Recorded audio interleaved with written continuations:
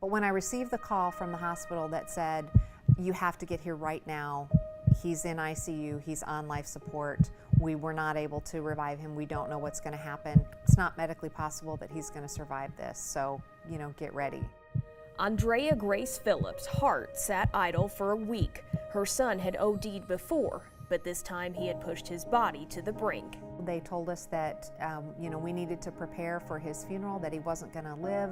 Substance abusers call it chasing the dragon, always looking for the next rush to extinguish the flame inside, often leading to death. By the grace of God, he pulled out of it, but it was a week on life support waiting to see what was going to happen. We told him we wouldn't even give him a ride out of the hospital if he didn't go directly to treatment. Philip's son grew up in church. He was homeschooled for several years. He was put on the path to succeed at an early age, but he started taking prescription pills as a teen. We were an intact family, and none of those things prevented ultimately him contracting the disease of addiction.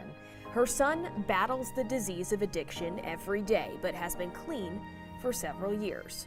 Help us out there, and we want to really address this for what it is. And if there was anything else that was killing Americans at this rate of 145 a day, we would be doing so much more. She knows all too well the struggle parents face, sacrificing everything for their children to get clean. Don't give up. You're not alone.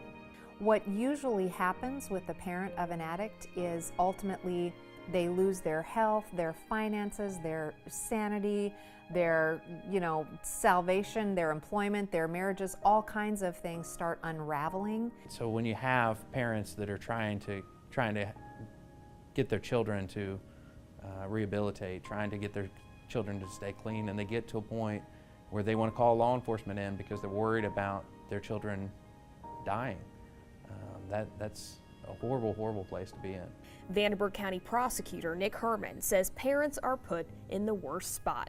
Help their children get clean by first admitting there's a problem. When we have parents call and ask us to arrest their children, those are difficult calls. I know that they're difficult to make, they're definitely difficult to hear. Phillips is now a part of Evansville Mayor Lloyd Winnecke's Substance Abuse Task Force. This journey is not for, the faint of heart.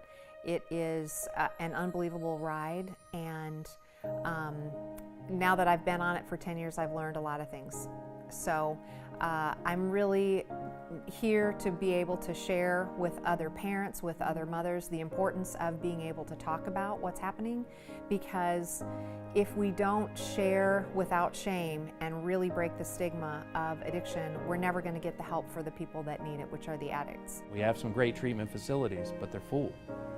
They're a wait list. And I'm not an expert in treatment, but I know that when somebody wants treatment, when somebody wants to